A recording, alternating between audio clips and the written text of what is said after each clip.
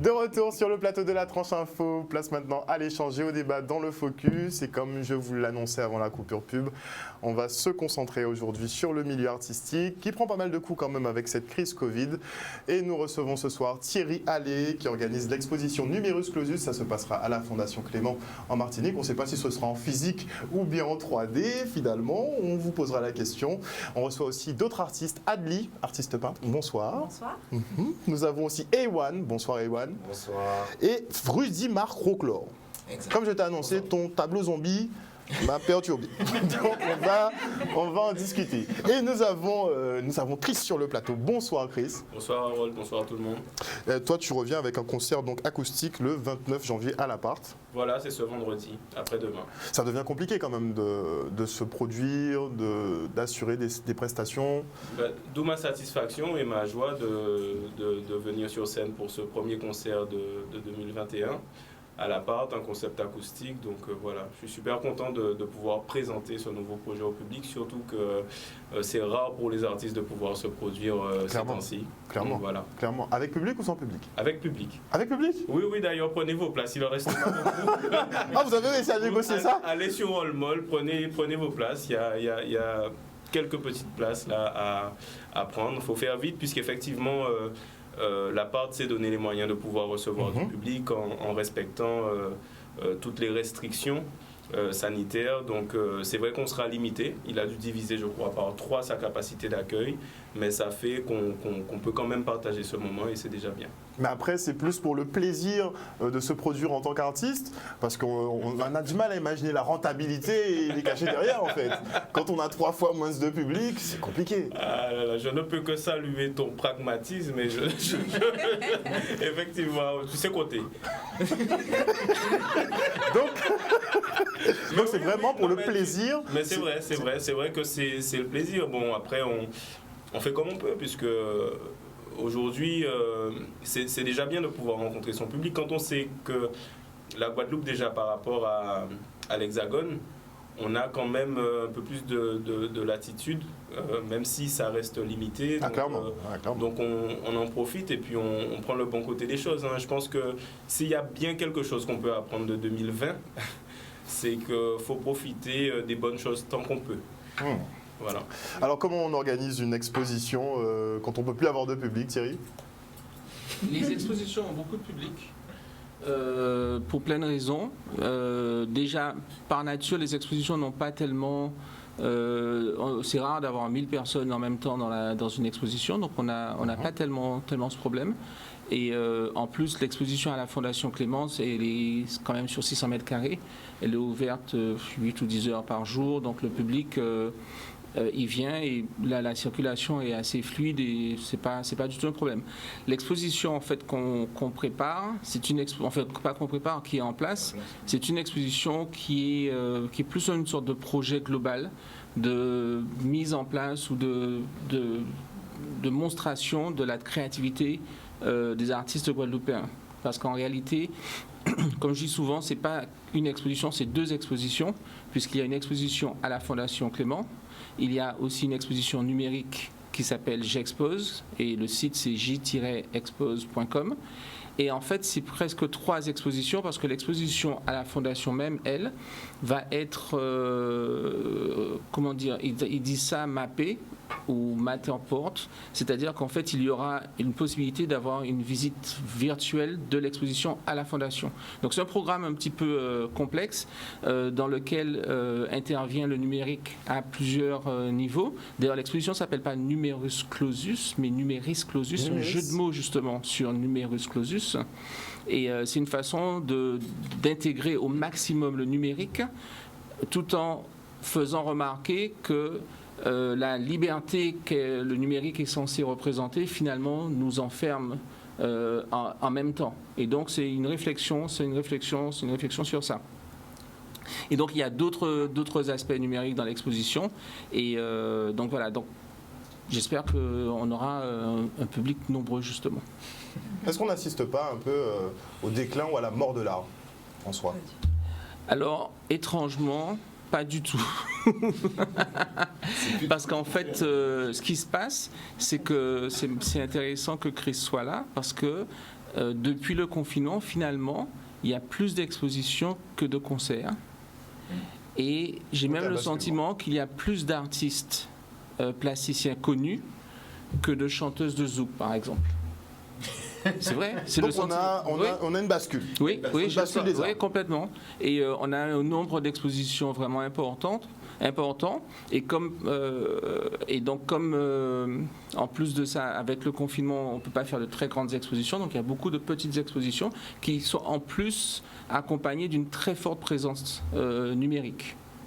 Et donc voilà, par exemple Adli qui est ici et Iwan, et ils font partie de l'exposition numérique j'expose.com, donc leurs œuvres ne sont pas physiquement à la Fondation. Les œuvres de Rudy, les miennes sont à la Fondation. Donc voilà, on est 4 ici. Certains exposent de façon numérique, d'autres exposent à la Fondation. Mais ce à quoi je me suis attaché, c'est de faire en sorte que la façon dont les deux expositions sont promues, sont présentées, de faire en sorte qu'il n'y ait plus de stigma attaché au numérique. C'est-à-dire que le numérique n'est plus quelque chose, juste une roue de secours. Et on se rend compte qu'il ne faut pas l'utiliser comme une roue de secours, mais essayer de voir au maximum ce que le numérique peut faire, que le réel ne peut pas faire. Et il y a des choses qu'on peut faire en numérique qu'on ne peut pas faire en réel. Et il y a plein de petites choses comme ça. Et c'est à un point où là, par exemple, je suis en train d'expliquer, mais je pense que dans très peu de temps, dans 3 ans, peut-être 4 ans, 5 ans, même peut-être pas 5 ans, dans très peu de temps, les institutions qui n'auront pas d'espace numérique, d'exposition numérique seront en retard par rapport à celles qui se seront dotées de cet outil. Par exemple, là, en ce moment, la Fondation Clément en Martinique, ils ont 3 salles d'expo pour un total de 600 mètres carrés. Alors, on a de la chance, notre exposition prend les 3 salles. Mais avec J'expose, en fait, on a ouvert 3 autres salles numériques pour la Fondation Clément.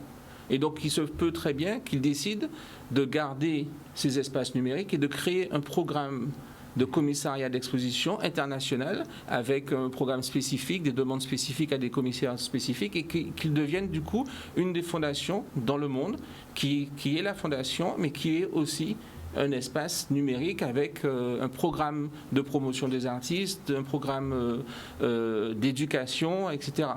Et ça, je pense que ça sera de plus en plus le cas. Bon, c'est une bonne chose effectivement qu'on puisse avoir la conversion numérique. En termes de promotion internationale, ce sera génial aussi. Mais moi, quand je dis que l'art risque de mourir, c'est au niveau des interactions. De la même façon que Chris veut retourner sur scène pour avoir une interaction avec le public, il y a une différence quand même entre voir une toile sur Internet et voir une toile de visu, d'échanger avec l'artiste en même temps. C'est plus le même monde en fait. Mais il y a des solutions qui sont très intéressantes. Par exemple, Adli qui est ici, elle est dans l'exposition, elle est invitée aujourd'hui parce que c'est grâce. Elle est invitée ici en tant qu'exposante de l'exposition numérique J'expose à la Fondation Clément, qui est sponsorisée quand même par une fondation qui est en Martinique, on est en Guadeloupe, et en même temps, elle a une exposition en ce moment en Guadeloupe, et ça lui permet d'avoir plus de visibilité, son nom, son travail circule, et du coup, elle peut avoir plus de monde qui viendra voir son exposition ici en Guadeloupe, dont elle peut vous parler. Et donc, toutes ces choses, en fait, ajoutent, et je pense qu'il faut toujours essayer de voir les choses en termes d'addition et comprendre ce qu'on perd, mais essayer de voir ce qu'on peut prendre et ce qu'on peut ajouter et comment est-ce qu'on peut grandir. C'est pas vous voulez dire quelque chose. Non, tout à fait, il a parfaitement raison. Et en fait, c'est ça, il faut trouver... faut pas dire qu'il y a un milieu artistique qui est moins valorisé que l'autre. Je pense que c'est le digital, en fait, qui est mis au premier plan par rapport à cette pandémie. C'est le digital qui est mis au premier plan. Et ça, c'est vraiment très important. Comme il a dit, effectivement, moi, je suis sur l'expo de la Fondation Clément avec eux en numérique. Mais effectivement, j'expose dans une brasserie, enfin... dans un restaurant, la brasserie Pop. Et c'est marrant parce que j'ai eu un échange avec une journaliste radio et qui me disait oui, mais quand même, avec le gras de la cuisine, les œuvres, est-ce qu'elles ne seront pas abîmées et tout ça ? Ben non, puisque quand on va dans un restaurant, on n'est pas touché par le gras de la cuisine, mais voilà. Mais en fait, ce qui est bien, c'est que le propriétaire du restaurant, il avait déjà mis en place tout un système de cimaises, d'installation de toiles pour pouvoir justement accueillir un artiste. Donc au final, oui, ça se fait beaucoup dans l'Hexagone, ça se fait depuis, je ne sais pas, peut-être Thierry pourra plus dire combien de temps ici, mais en tout cas ça se fait et moi je trouve ça génial et je trouve que les œuvres sont vraiment mises en valeur, donc voilà. Et ce qui est sympa, c'est que les gens ils apprécient l'art tant dans l'assiette que sur les murs au final. Mais il y a quand même cette interaction, puisque les gens, c'est vrai que dans une galerie, les personnes vont directement à la galerie, ils savent qu'ils vont dans une galerie d'art, ils savent qu'ils vont voir en fait de l'art, et tandis que dans un restaurant, ils savent qu'ils vont dîner, mais là ils découvrent autre chose. Donc ils partagent encore autre chose et quelque chose de nouveau, et donc voilà quoi.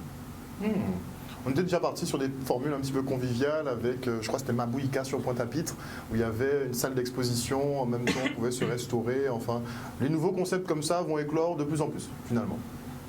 Ça, c'est autre chose. Dans Mabouika, ils avaient fait le festival en face, dans le hall du marché.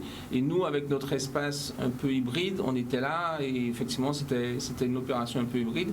Mais c'était carrément un festival. C'était un genre de festival culture urbaine, on peut dire. Ouais.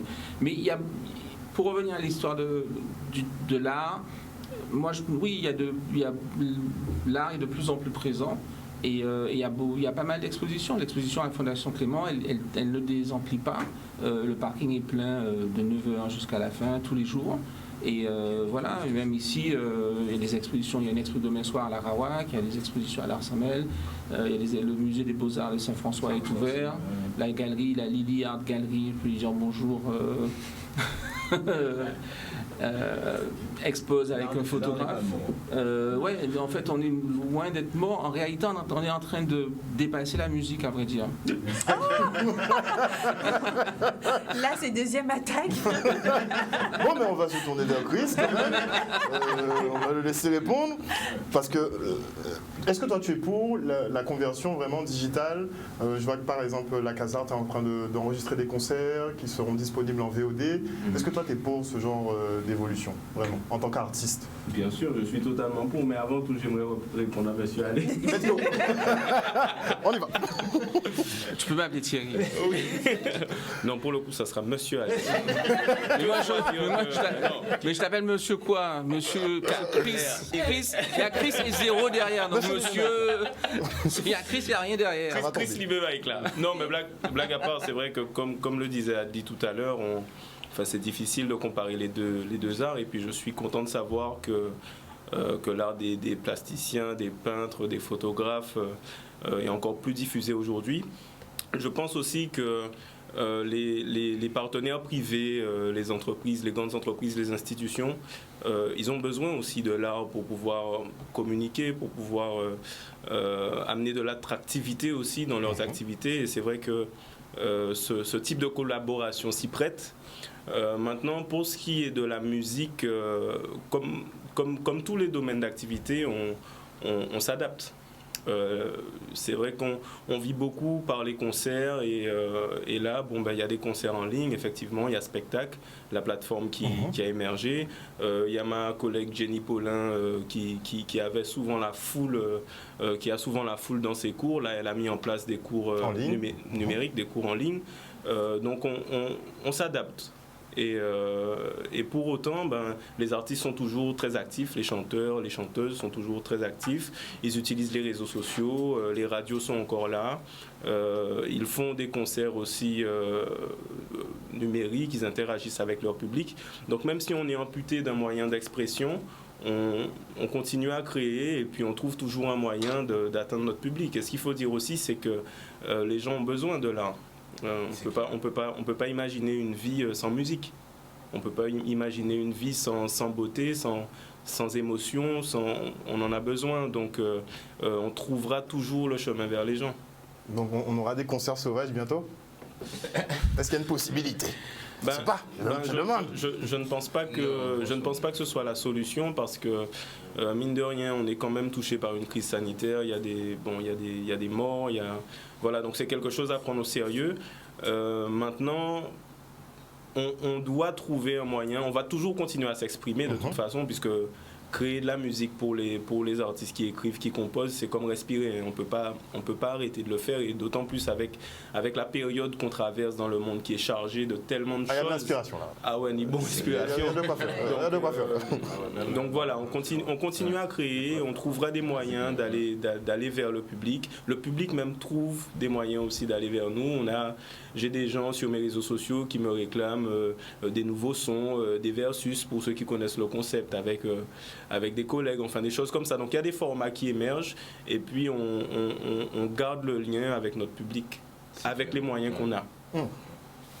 Non, tout à fait. Non, en fait, moi, je pense qu'on soit tous d'accord avec un petit peu ce qui est dit là, et qu'il faut qu'on continue effectivement à proposer des choses en fait.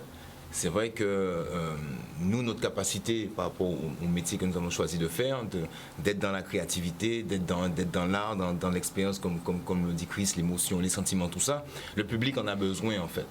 Et je veux dire, pas que effectivement être dans une présentation, les prestations, par exemple pour les musiciens, bon c'est assez délicat, mais c'est vrai qu'il faut continuer à proposer des choses, trouver des solutions pour permettre de continuer à faire, à émanciper le peuple, à proposer des choses en termes de création, en termes de visuel, parce que je pense que c'est vraiment une nécessité. Et c'est vrai que dans cette idée d'art et de présentation, c'est vrai que c'est encore présent, c'est pas du tout...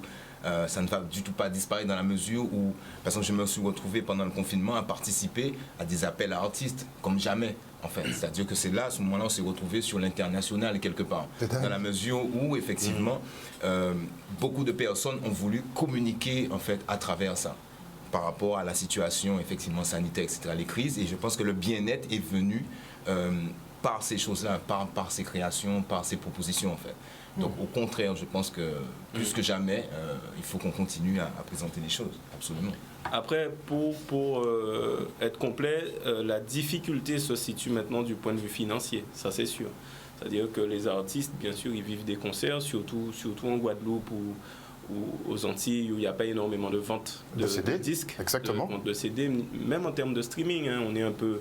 On est frileux là-dessus, on est très frileux là-dessus. On est pénalisé par rapport aux grosses sorties, par rapport aux blockbusters, c'est pas la même quantité de clics. Donc voilà, forcément ça joue. Non, mais il faut quand même qu'on s'axe aussi sur la préférence locale. Je le dis souvent, on peut écouter les albums de nos artistes locaux, mais arrêter de se dire qu'on les écoute gratuitement, quoi. On peut les acheter aussi sans pleurer sa peine. Parenthèse, non, c'était juste une parenthèse, parce qu'on aime bien consommer local, mais consommer local à très, très pas cher ou gratuit. Donc ça, c'est pas normal. En tout cas, du coup, ton message est tellement prégnant que je... Oui, alors ce que je voulais dire, c'était le point de vue financier. Et c'est vrai que comme les artistes ils vivent de la scène énormément, il y a une vraie problématique aujourd'hui pour des artistes qui étaient déjà peut-être fragiles financièrement, parce que voilà, c'est très irrégulier, hein, c'est très aléatoire. Donc c'est là où les institutions et les potentiels sponsors ou partenaires entreprises ont tout leur rôle à jouer.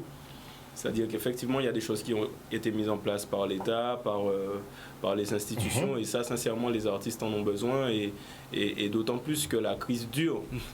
Et elle est partie pour durer vraiment. C'est ça, donc plus que jamais, il y avait déjà cette tendance, mais je pense que plus que jamais, les artistes ont besoin notamment des entreprises qui peuvent faire appel à eux, faire un échange de bons procédés, je dirais, pour leur visibilité, et faire des partenariats avec les artistes. C'est peut-être une façon pour eux de rebondir et que tout le monde soit gagnant et que ça génère réellement une économie pour tout le monde. Et c'est vrai que là, et c'est pour ça, par exemple, je prends l'exemple de mon concert ce vendredi à l'appart. Souvent quand on fait les concerts, on a les proches ou le cercle proche qui appelle pour dire pour panier des places ou panier d'invitation, etc. Nous trop comme mais là, oui, c'est vrai. Mais là, le truc est tellement bandé que tout le monde a compris et que les gens me disent bon, je sais que là c'est tendu, j'ai acheté ma place. Il te le précise. C'est super. Et puis bon, pour tous ceux qui font le geste, en tout cas pour eux-mêmes, hein, déjà pour passer un bon moment et et qui comprennent un petit peu cet enjeu de soutenir déjà les artistes qui sont sur scène, mais aussi les entrepreneurs qui prennent le risque de miser, continuer, parce qu'il y a des investissements qui se font. Voilà, de continuer à proposer des choses, à investir sur des cachets, la lumière, machin, l'organisation, la pub, etc. Donc, il y a toute une économie qui doit tourner derrière aussi, qu'on oublie complètement, parce qu'il y a les artistes en première ligne, mais il y a tout ce qui est ingé son, enfin les ingénieurs, il y a tout, il y a toutes les professions. Il y a beaucoup de gens qui vivent de l'événementiel et tous ces gens-là donc, ont besoin du public, quoi. Est-ce qu'il n'est pas temps justement de créer un business model pour la musique guadeloupéenne? J'y travaille fortement. Je sais que c'est pour ça que tu me poses. Clairement. très clairement. Est-ce que tu arrives à avancer? Je sais que c'est vrai que mine de rien, ça fait 10 ans que j'ai créé mon label de production, que j'ai choisi d'investir aussi sur mes collègues artistes. Depuis quelque temps, j'avais un petit peu réduit, je dirais, la voilure pour plusieurs raisons. Déjà parce que effectivement, je pense que j'étais arrivé au bout d'un business model, dans le sens où auparavant, le producteur, c'était l'homme providentiel, c'est-à-dire c'est lui qui allait investir, qui allait payer le studio, la photo, l'infographie, la publicité, la distribution, etc. Et puis l'artiste allait vivre de ses royalties et de ses concerts. Aujourd'hui, vu que le producteur se rémunérait sur les ventes de disques et qu'il n'y a plus de vente de disques et que le streaming ne remplace pas les pertes générées par la fin du CD, donc le métier de producteur, il change profondément. D'accord. Dans le sens où on va fonctionner un petit peu comme la production audiovisuelle ou le cinéma, c'est-à-dire qu'il va falloir financer les œuvres grâce à des partenariats d'images, partenariats avec le privé, grâce à du sponsoring en réalité. Donc au lieu d'un seul financeur, on peut se retrouver avec 10-15 financeurs différents. Oui, et je pense que le travail d'accompagnant d'artistes, que ce soit manager, producteur, je parle des artistes chanteurs, ce sont les gens qui vont être à même de réunir tous les moyens. En fait, c'est le même métier, sauf que le producteur ne pourra plus investir. Parce que derrière, si son unique gain doit être le streaming ou la vente de CD, là, ça ne tient pas la route. Et d'ailleurs, c'est pour ça que, pour ceux qui connaissent un petit peu le milieu de la musique, il y a très peu de labels de production aujourd'hui aux Antilles. C'est beaucoup d'artistes, même des artistes majeurs de la scène musicale antillaise, ce sont des gens qui sont des auto-entrepreneurs. C'est-à-dire qu'il n'y a pas une structure qui va réunir plein d'artistes, qui va investir sur tout le monde, qui va prendre des risques. Ça, c'est fini. Aujourd'hui, les artistes sont obligés d'être des entrepreneurs de leur propre carrière, produire leurs clips eux-mêmes, produire leurs trucs. Il y a beaucoup de système D, en fait. Et pour trouver un moyen de structurer ce métier, effectivement, faut créer un nouveau modèle. Et je pense que ça passera beaucoup par les partenariats privés artistes. Mais est-ce Oui, vas-y. Mais est-ce que tu vois un modèle spécifique à la Guadeloupe ou copier sur ce qui existe déjà? Parce que c'est intéressant, parce qu'en fait, ce qui existe déjà marche peut-être parce qu'à cause de la démographie, c'est-à-dire que quand on est dans un pays de dizaines, centaines de millions d'habitants, il y a un modèle qui se développe, mais qui, avant, on prenait ce qui se faisait ailleurs et on faisait la même chose en plus petit, mais peut-être qu'ici, ça peut juste plus se faire, quoi. Et je suis un peu curieux de savoir, est-ce que c'est un peu dans ce sens-là que tu parles d'un modèle guadeloupéen qui pourrait être martiniquais, enfin, oui, en fait, des îles, quoi. Alors, merci pour cette question parce qu'elle est vraiment passionnante, mais je pourrais parler 4 heures de ce sujet, même plus. En réalité, je crois qu'il faut vraiment... Je parle d'un modèle de niche. C'est-à-dire que ce que nous avons de particulier, c'est que notre marché est très petit. Et donc, il faudra créer un modèle dédié, un modèle guadeloupéen ou un modèle antillais, mais qui au final sera reproductible dans toutes les niches, puisque partout où le marché est un petit peu limité. Et en fait, ce qui est intéressant pour la musique aujourd'hui, c'est que les artistes chanteurs sont très populaires. Ils sont très médiatisés, donc il y a un véritable enjeu pour les annonceurs. Et je pense que c'est là où désormais les artistes vont devoir gagner leur vie, d'autant plus que maintenant, comme Harold l'a signalé de façon très pertinente, on est obligé de passer dans des petites formules, donc on est obligé de réadapter nos cachets lorsqu'on va chanter. Donc on le fait vraiment pour le public et pour continuer à faire de la scène en fait. Donc de plus en plus, pour les gens comme moi qui ont vraiment envie d'accompagner des jeunes talents, parce que enfin, quand je me balade un petit peu sur Internet, je suis vraiment impressionné de voir le talent de la nouvelle génération de chanteurs, que ce soit de la scène urbaine ou de la pop caribéenne. Je ne vais même pas me risquer à les citer parce qu'il y en a tellement qui sont extraordinaires. On est prolifique ici, c'est un truc de fou. Que justement, il faut des gens pour les accompagner. Mais je pense qu'il n'y a pas beaucoup de gens pour les accompagner parce que les gens n'ont pas encore vu où est-ce qu'ils vont gagner leur vie. C'est-à-dire que là, ils vont investir sur un artiste parce qu'ils croient en lui, parce qu'ils ont vu son talent, etc. Mais ils ne savent pas comment derrière ils vont avoir le retour sur investissement. Eh bien pour moi, c'est les contrats avec les annonceurs, les sponsors, qui vont permettre aux artistes de se développer, de s'exprimer. Et il y aura un pendant aussi pour la formation, je pense. Je pense qu'il faut former les accompagnants d'artistes et aussi les artistes eux-mêmes à connaître leurs droits, à connaître la SACEM, à connaître l'intermittence, voilà, savoir c'est quoi le métier d'artiste en fait. Donc les deux enjeux sont là. Le modèle économique, je pense, avec les annonceurs et aussi une meilleure connaissance du métier pour les artistes. Parce qu'il y en a beaucoup qui sont découragés au bout d'un moment parce qu'ils ne gagnent pas leur vie, ils font ce qu'ils aiment, mais c'est compliqué. Et si ils sont formés, qu'ils ont les informations, peut-être qu'ils pourront s'en sortir un peu mieux. D'autres questions? Et bon, on se quitte pour une page de publicité. On revient avec nos invités en plateau. De retour sur le plateau de la Tranche Info et du Focus, nous sommes toujours en présence de nos artistes Thierry Allais, Adli, Ewan, Rudy Marc, Proclore et Chris.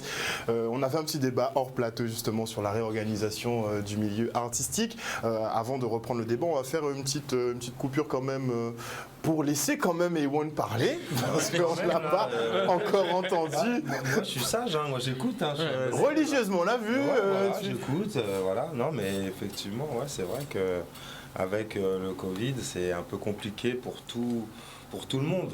Après, dans le monde de l'art, il faut savoir que nous, artistes, on avait déjà l'habitude de travailler avec le numérique par le biais des ventes aux enchères, qui sont très vite passées à l'ère du numérique, des ventes aux enchères sur Internet, même les ventes en ligne et même les expositions en ligne. Ça avait déjà commencé voilà, dans le monde de l'art. Après, ça ne s'était pas officialisé, les gens étaient un peu frileux. C'était vraiment... mais voilà, ça se démocratise au fur et à mesure. Et voilà, avec l'exposition J'expose, bah, ça continue. Et puis voilà. Tranquillement. Tranquillement. Pour vous, c'est tranquille. Ouais. Franchement, il y a quand même un gros contraste entre les deux activités. Parce que moi, en fait, moi, je l'ai pas senti. Je peux pas me mettre à la place d'un artiste musicien. Parce que moi, je suis artiste graffeur. Ça veut dire que, voilà, en tant que graffeur, peut-être j'étais pénalisé de pas sortir, de pas aller graffer. Il n'y a plus de session là en ce moment. Voilà, il n'y a plus de session. Mais au niveau... De toute façon, il fallait se cacher de base. Donc. Oui, de toute façon, voilà, il fallait mettre le masque. Ça ne fait pas grand-chose. Au final, moi, ce que je voulais dire, c'est que moi, je me suis mis, pendant le confinement, je me suis mis en production. Donc j'ai surproduit. Voilà. Après, bon, certes, les événements, tout ce qui était festival et grosses expositions, c'est vrai, bon, ben, voilà, qui amenait beaucoup de public. Et ben, effectivement, ça a été annulé, reporté ou bien modifié, comme la Polar Fair avec Thierry, et qui est passé justement en 3D. En 3D. Et sinon, voilà, il y a eu des petites expos de fête et effectivement, ça a pu se poursuivre. Mais il y a quelques années quand même que bon, le graphe, on va dire, est rentré vraiment dans les galeries, puisqu'avant c'était plus sur les murs. Ça se vend bien. Les œuvres graphes, hein, je parle, vraiment. Le graphe, bah, en fait, ça plaît le graphe pur et dur, le street art, en fait, ce qui s'est passé, c'est que dans le street art, il y a eu les pochoiristes, les photographes, il y a eu beaucoup de monde ont été assimilés au street art. Donc le graphe, bon, bah, c'est un peu effacé au fur et à mesure et a évolué aussi plus dans le contemporain. Donc beaucoup de graffeurs sont plus transformés ont évolué, muté dans le contemporain. Et voilà, ça se poursuit comme ça. Mais c'est vrai que le graphe pur et dur, bon, bah, on n'a plus vraiment, effectivement. J'aimerais bien On commence quand... à faire des tableaux aussi, les graffeurs aussi. Oui, justement, c'est ce que je vois. Et ça se vend très bien. Très très bien. Ça se C'est vend vrai qu'il y a, très, très bien, il y a ouais. pas mal Donc, d'acteurs. bah oui, parce qu'il y a des artistes même qui ont fait des collaborations avec des grands créateurs, enfin, avec Hermès ou autres. Moi, je vois des galeries à Paris qui acceptent que de street artistes parce que le street art est considéré comme un art engagé. Donc du coup, c'est ce qu'ils aiment. En fait, c'est la grande vogue en ce moment à Paris, hein, le street art. Ça, oui, le street c'est art. un art engagé et donc ça fonctionne très très bien. Très bien. Voilà. non, mais c'est vrai, non, mais parce que je le vois, parce que je le vois très clairement, donc c'est pour ça que je dis ça. Oui, ça fonctionne très bien. Oh, c'est pour Oui, notre en fait, plus grand plaisir. Hein. c'est street art et pop art qui Oui, ça marche j'ai très pas bien. encore très bien compris pop art. J'ai pas vraiment compris. Enfin, le pop art, c'est un peu sur la consommation en fait. Je sais pas si- C'est plus Andy Warhol. Voilà, oui, Andy César Warhol, Lee, tout ça, mais oui, mais c'est Basquiat, sur le concept de Pop art. consommation en fait. Donc, D'accord, d'accord. Voilà, ouais, Et vous, monsieur Rouclair, vous êtes plus dans quoi? Alors, moi, Vous êtes dans les zombies. J'aimerais qu'on ait le visuel. dans la peinture, dans l'art visuel. Mais c'est vrai que je suis un graphiste également. Donc ça veut dire que, mis à part la peinture, voilà, je collabore sur création de pochettes d'albums, des choses comme ça, maquettes, création de logos, affiches et tout. Mais pas mal de pochettes d'albums tous ces derniers temps, en fait, quelque part. Ah, Ouais, voilà. donc l'industrie n'est pas là. Voilà. Non, parce que je pense qu'il y a quand même il y a certains artistes qui continuent quelque part, qui s'imposent un petit peu comme ça, en proposant effectivement des visuels. Par exemple, entre autres, je travaille avec Dominique Coco dans la calebasse de mon île. Bon, je fais un peu la promo on va dire, de l'artiste. C'est moi qui ai réalisé effectivement cette pochette, l'esprit Cascode également, son dernier EP aussi. Donc effectivement, je travaille un petit peu là-dessus. Et puis après, j'ai des confrères musiciens aussi qui sont plus dans le reggae effectivement, où je réalise effectivement les pochettes. Donc ça a été un certain temps, et c'est vrai que ça va faire quelques années maintenant où on s'est plus orienté, focalisé sur, on va dire, l'esprit artistique et la peinture totalement en fait. Depuis ma rentrée en Guadeloupe depuis 2013. Donc c'est là où j'ai commencé à collaborer avec Monsieur Allé, ma première expo à Petit Paris. En fait, voilà, quand je suis arrivé, voilà, j'ai vu qu'il était dans une certaine dynamique, il avait une galerie, il mettait des choses en place, et c'est quelqu'un avec qui on a étudié à l'école régionale d'art plastique à l'époque, à la Martinique. Donc voilà, je me suis relancé un petit peu en rentrant après été à l'extérieur pendant un certain temps. Remis un petit peu dans la dynamique artistique ici en Guadeloupe. Mais artiste engagé? Oui, très engagé. C'est pour ça que je voulais quand même Je pense que c'est un peu ça. on décrypte un peu. Ouais. Donc on a l'image, on a donc la toile. Bon, j'ai appelé ça zombie parce que. Oui, c'est zombie. Le titre de la toile, donc celle-ci effectivement est exposée à la Fondation Clément. C'est Puppets. En fait, c'est Puppets. Et Mario. donc il y a un côté effectivement zombie. Donc l'engagement il est à différents niveaux, c'est-à-dire dans ce que j'ai envie de faire passer comme message, on va dire, à notre peuple entre guillemets, c'est-à-dire dans la situation guadeloupéenne en fait, quelque part dans notre état d'esprit, notre culture, notre envie d'émancipation en fait dans ces idées-là. Donc une grande interrogation sur être noir aussi. Ce que c'est en réalité, un questionnement sur ça. Après, ça peut s'ouvrir effectivement sur arrives à trouver une quelque chose définition de beaucoup plus large, dans le sens où le Puppets, pour moi, aujourd'hui, ça a été inspiré quelque part de notre situation, c'est-à-dire qu'on est dans de la crise Covid. Voilà, dans toutes ces choses-là où en fait... on fait ce qu'on nous demande. Voilà, on est manipulé, on ne comprend pas trop en fait, et que quelque part, c'est vrai que en tant qu'individu, être humain, pour pouvoir s'émanciper, comprendre, trouver des solutions dans l'existence, c'est vrai qu'on a un peu de mal en fait, quelque part. Donc on est un petit peu pris entre tout ça, c'est-à-dire avec beaucoup d'informations sur les différents réseaux, tout ce qu'on peut entendre, ce que fait le gouvernement. On se pose beaucoup de questions sur notre avenir, de comment se mettre en place en fait, quelque part. On finira un peu comme des marionnettes au final de compte. Je voulais poser une autre question. Oui. C'est, j'ai vu que dans tes œuvres, tu mets beaucoup de plus. Oui, voilà. Alors, ça, donc, ça c'est vrai que c'est un symbole graphique que j'utilise, associé d'une certaine façon, veut dire plusieurs choses. pour moi, ce sont des directions. C'est-à-dire qu'on se trouve toujours à la croisée des chemins. D'accord. Voilà, donc c'est une idée un petit peu de ce sens-là. Et quand, peut-être, je vais donner quelque part une indication, c'est-à-dire que quand j'en associe 3, pour moi, c'est une parole, en fait. C'est une façon de s'exprimer. Vous vous demandez si elle va pas un langage des voilà, plus. voilà, c'est ça, en fait. Mais on est beaucoup dans, on va dire, dans la direction dans laquelle on peut se retrouver en tant qu'être humain. Ça veut dire à faire des choix. Donc, quelles sont les possibilités des différents choix, en fait. Donc souvent j'utilise effectivement ce symbole un peu dans ce sens-là. Alors que diriez-vous aux gens qui disent souvent « je n'avais pas le choix » En fait, quelque part, il peut s'imposer à nous d'une certaine façon. On l'accepte, on l'accepte pas. Voilà, c'est ça. C'est-à-dire qu'il y a toujours différentes tendances. C'est-à-dire que on peut dire qu'on l'a en fait réellement le choix. C'est-à-dire qu'il faut se poser les bonnes questions à un moment donné. Et c'est vrai que la vie des fois peut choisir pour nous. D'une certaine façon, donc ça dépend quoi. Ça dépend de comment on peut interpréter effectivement ce type de choses. Et là, ça fait 1 an qu'on choisit pour vous. Un petit peu, donc c'est pour ça qu'il y a cette idée de, comme je l'ai dit, voilà, ce tirage de fil de manipulation, on ne sait pas trop où on est. Donc j'ai voulu m'exprimer sur ça. Et c'est vrai que je travaille beaucoup sur des événements en fait, pour la plupart du temps. Je suis assez inspiré par ça. C'est-à-dire, c'est pour ça que des fois on me reproche ça, que je ne peins pas suffisamment souvent ou je n'expose pas suffisamment souvent. Mais c'est vrai que j'ai tendance à être quelque part, il faut qu'il y ait quelque chose en fait, en réalité. Je suis un artiste qui s'exprime comme ça. Ça veut dire qu'il faut qu'il y ait une substance, il faut qu'il y ait un truc. Il faut qu'il y ait quelque chose en fait. Par exemple, on voit durant le confinement, j'ai pas énormément peint. J'ai beaucoup regardé, si vous voulez, des émissions, des conférences, des choses comme ça. J'aime beaucoup travailler en ce sens pour préparer mon travail artistique. Et après, tu vas lâcher ça sur les toiles. Voilà, c'est un petit peu ça. Et c'est vrai que bon, ça a été un petit peu notre quotidien. Il y a beaucoup de personnes qui se sont trouvées surpris, enfermées à la maison.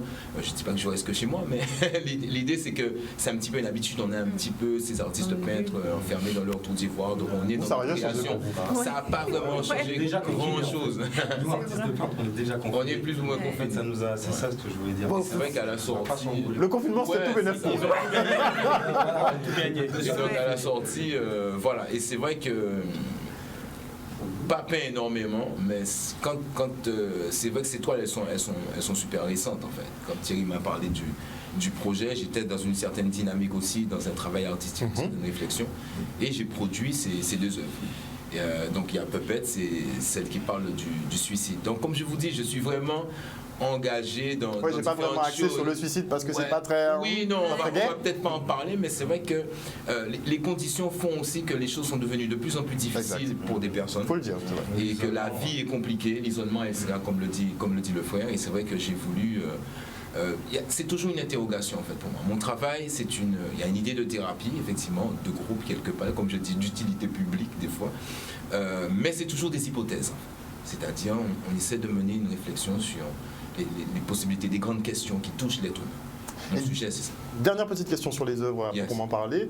On voit certaines inscriptions. Est-ce que tu travailles sur des toiles neutres ou bien tu travailles sur un support particulier? Alors, j'aime pas peindre sur la toile blanche en fait. D'accord, déjà, c'est ce que je me demande. Voilà. Donc en général, et je pense que c'est une astuce que j'ai trouvée pour un peu l'idée de recyclage. Et puis j'ai pensé aussi à cette histoire dans le temps. Ça veut dire que je me dis dans un certain nombre d'années, ces toiles, quand elles seront observées ou décryptées, il y a des choses qu'on retrouvera dedans. Les infos, parce que c'est des infos en fait qu'il y a dedans. C'est-à-dire qu'en général, là où je me situe, là où je me trouve, j'utilise la presse. Donc ça veut dire qu'en fond, sur mes toiles blanches, ce sont des articles de presse. C'est-à-dire assez souvent c'est le Force Antilles, ou quand j'étais à Vancouver, c'était des journaux de là-bas. Donc il y a un fond déjà, et donc ça me donne une matière. Et comme j'aime beaucoup l'écriture, les mots en fait, donc j'ai déjà une base de tonalité, de gris, etc. Et à partir de ça, je fais apparaître, on va dire, ou monter le travail. Mais j'aime bien utiliser ces trames de fond. Donc ça veut dire qu'il y a un côté document. Et assez souvent c'est extraordinaire, c'est-à-dire que quand j'observe l'étoile à un moment donné, les mots qui restent ou des morceaux de phrases, etc., sont en rapport avec... Ça interpelle, mais c'est ça qui interpelle. C'est assez magique. Particulier, hein. Tout à fait. Et donc c'est intéressant en ce sens. Maintenant, on va se pencher sur l'art d'Adli maintenant. Comment tu te définirais? C'est marrant parce que je n'avais jamais écouté ton rapport à l'art. Et ouais, c'est dingue parce que je me retrouve beaucoup dans ce que tu dis par rapport aux mots. C'est très important parce que moi, je dis souvent que, par rapport à mon histoire personnelle, je dis, j'écris beaucoup. Enfin, j'ai plus avant que maintenant, mais j'écrivais énormément. J'ai commencé par l'écriture. Et ensuite, là où je n'ai plus suffisamment de mots, M-O-T-S, pour exprimer les mots M-A-U-X, j'ai utilisé la peinture. Et c'est pour ça que du coup, voilà. Et pour moi, l'art, c'est quelque chose, c'est un moyen d'expression illimité. Donc c'est pour ça aussi que j'ai choisi la forme ronde. Souvent, les personnes me disent, oui, mais ça reste un cadre. Moi, tu sais, je pensais que c'était genre les avatars là, pour nos réseaux sociaux. Oui. Et que c'était coupé un peu comme ça. Exactement, exact. Et c'est marrant parce que c'est dernièrement, en fait, quand je me suis vraiment mis, quand j'ai commencé à actualiser mes réseaux, puisque bon, ben, c'est vrai qu'on a la tête dans la création et qu'on ne tend pas tout le temps vers le digital. Et effectivement, avec le Covid, du coup, j'ai dû me lancer aussi dans le digital. Et effectivement, je me suis dit, mais en fait, oui, c'est comme un avatar Instagram, en fait. Donc non, c'est pas mal le concept. Hein. Oui, mais à la base, c'est pas ça. c'est pas ça. C'est-à-dire que moi, en fait, en écriture, enfin, en forme automatique, c'est le rond qui me vient. Une forme automatique, c'est-à-dire qu'on vous donne un stylo, on vous dit de fermer vos yeux et en fait, on vous dit de faire une forme. Et en fait, inconsciemment, on fait des formes. Moi, ma forme, c'est la forme ronde. C'est la forme de la matrice. Donc, et pour moi, en fait, une œuvre, c'est un être vivant. Donc Ça, c'est pas mal. Oui, oui, parce qu'on est créateur, donc pas le créateur. Tu lui insuffles une petite parcelle d'âme divine, on sait pas. C'est ça. C'est vrai, parce que l'énergie se transfère. Oui, tout à fait. Je sais pas si vous êtes dans ce genre de concept. Oui, bien sûr, complètement. Et d'ailleurs, moi, ce que j'aime, c'est que quand la personne voit l'œuvre, quand le spectateur voit l'œuvre, il dit, là, ça me fait quelque chose. Je sais pas quoi, mais ça me fait quelque chose. Mais c'est pour ça que je parlais de venir en galerie et d'observer, parce qu'il y a un échange. Oui, c'est vrai. Mais en fait, par exemple, si vous regardez mon feed Instagram, là, c'est un profil. Parce que moi, effectivement, mes toiles, elles sont il y a une partie en 3D. Pourquoi ? Parce que moi, j'utilise de la fibre de coco.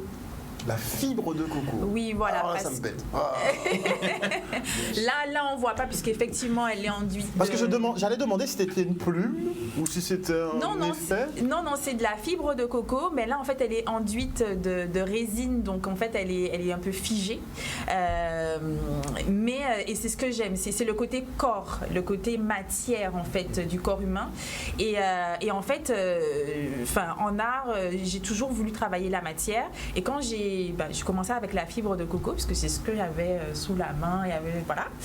Et ensuite, j'ai fait des recherches et j'ai vu, pour avoir un art beaucoup plus poussé, pas juste un art, voilà.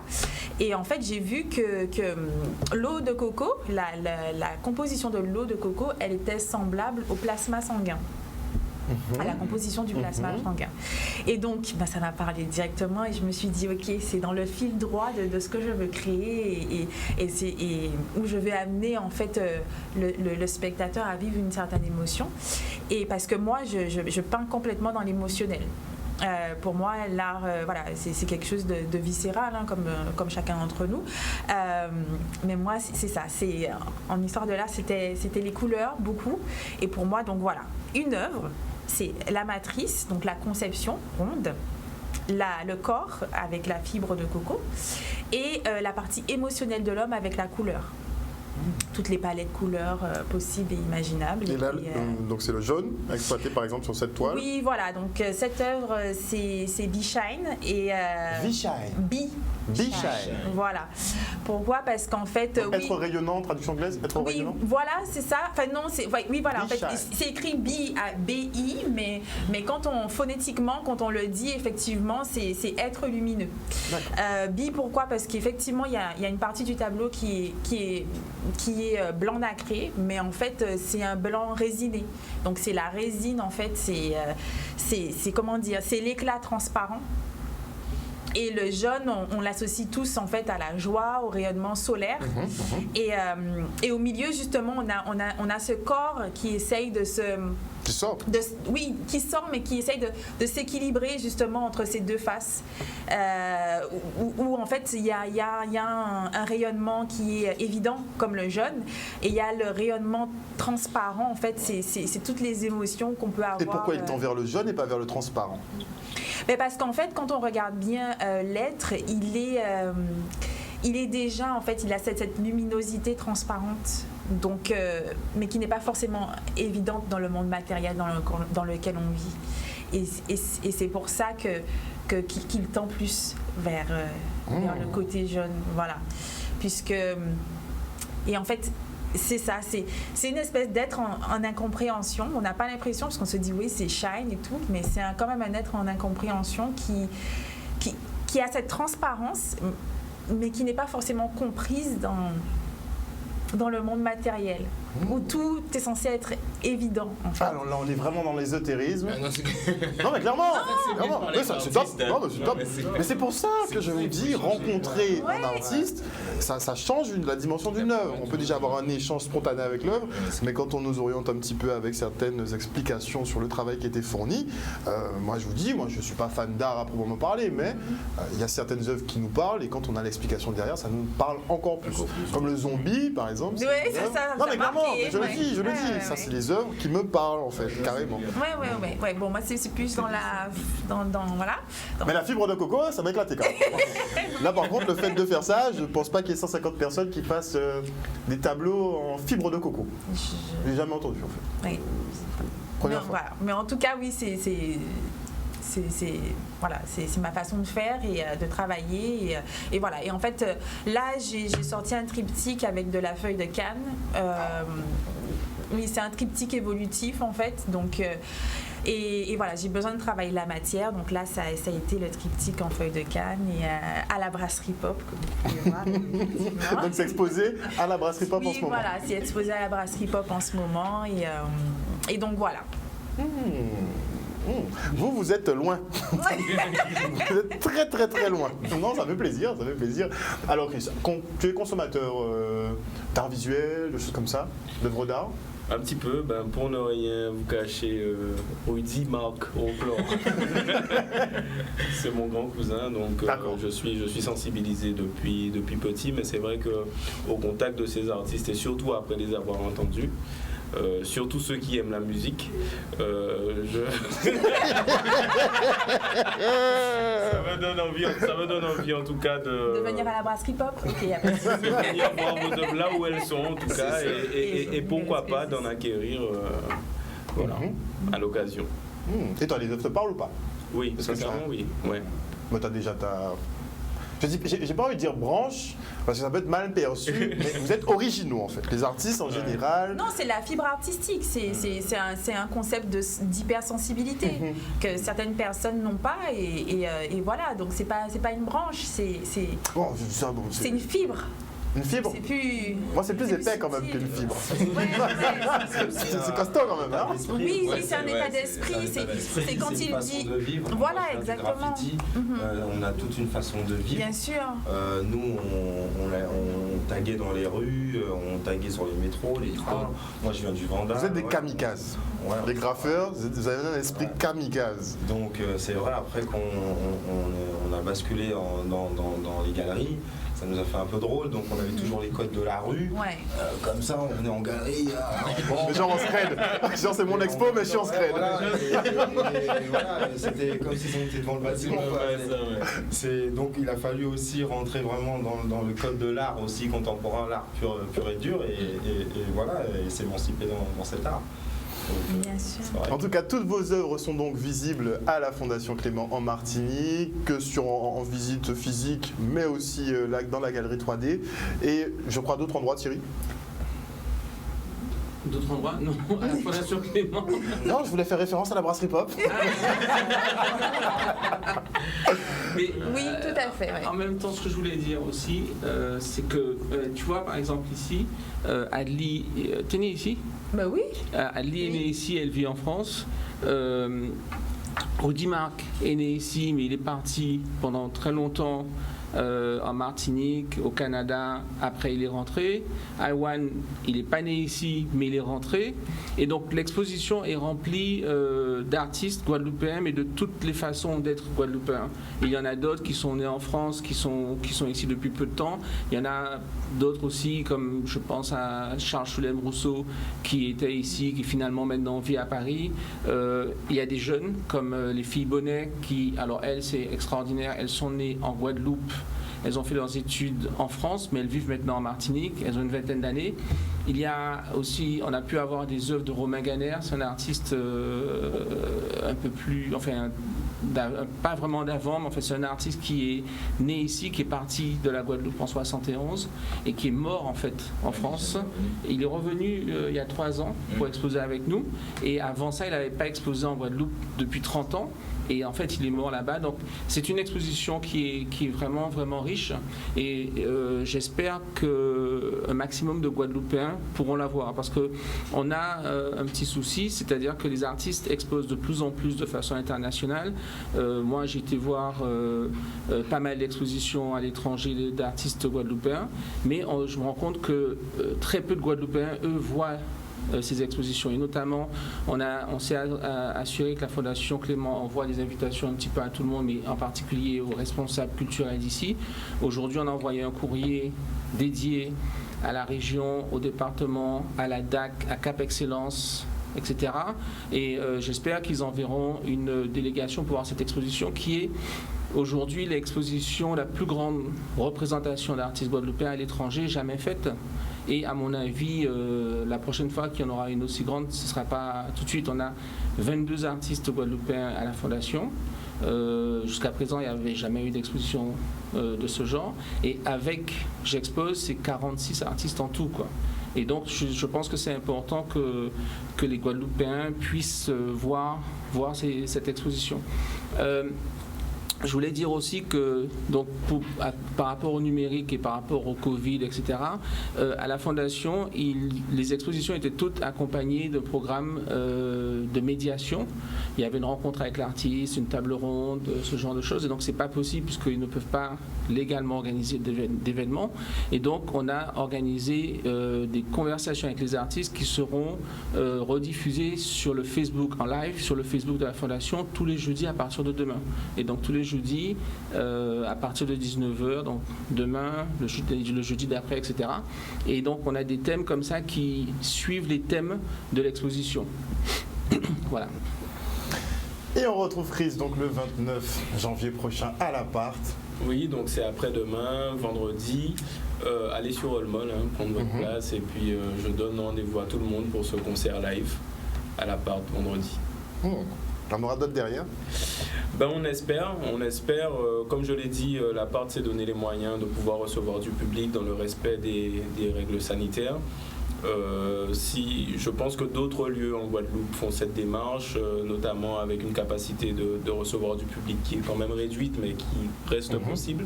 Donc là, on espère vraiment retourner sur scène. C'est vrai qu'il y a des choses qui sont déjà en négociation, d'autant plus que je prépare un nouvel album qui est prévu pour le mois d'avril. J'allais te demander les scopes, tu m'as devancé, voilà. Voilà, et puis il y a peut-être un titre qui va sortir incessamment. C'est ça, genre vendredi quoi. Non, pas tout de suite. Non, on n'aura pas de... Il y aura, je vais interpréter. D'accord, quand même. Une exclusivité. Un son qu'on n'aura jamais entendu nulle part, on va l'entendre pour la première fois. Maintenant. Mais ouais, j'ai un album qui est prévu pour le mois d'avril et il y a un premier extrait qui va sortir bientôt. Bon, c'est plutôt le Chris gentil ou... Bien. Surprise. On espère qu'il y aura de l'énervement sur l'album. Bah oui. C'est ça, on met énervement. J'aime bien quand tu balances, ça fait plaisir. En tout cas, merci beaucoup à vous tous d'être venus sur ce plateau ce soir. Je passe un excellent moment.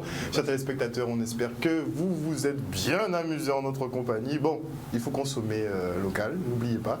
Donc, production artistique exclusivement locale, soyons chauvins pour cette année 2021 et dont justement ce business à survivre parce que vous n'êtes pas condamné peut-être, mais si ça vous dérange pas d'être à distance, il y a quand même le public qui souhaite venir à la rencontre des artistes. Et moi, je plaide pour la partie publique en fait. Eh ben, je te dis à vendredi alors. Mais clairement, Léo Biagani.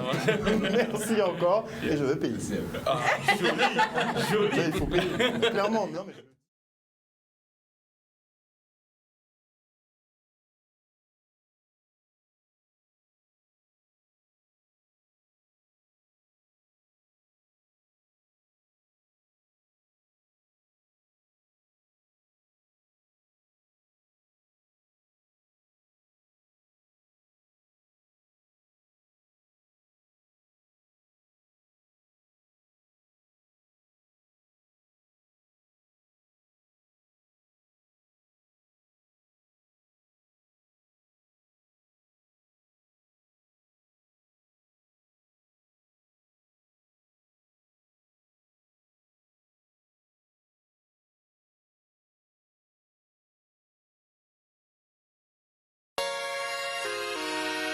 Yeah, this is an exclusive by Johnny Walsh.